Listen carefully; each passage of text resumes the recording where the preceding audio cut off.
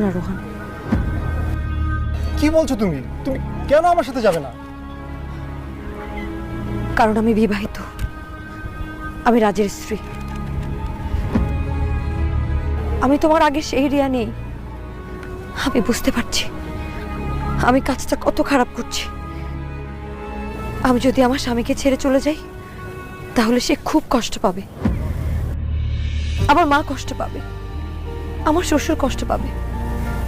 এতগুলা মানুষের মনে কষ্ট দিয়ে আমি তোমার সাথে সুখে থাকতে পারবো না রোহান।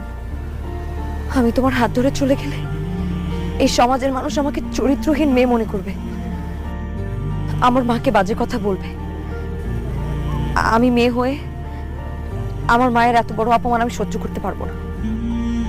আমি আজকে এটা বুঝতে পেরেছি, একটা বিবাহিত মেয়ের স্বামী ছাড়া তার আর কেউ আপন না।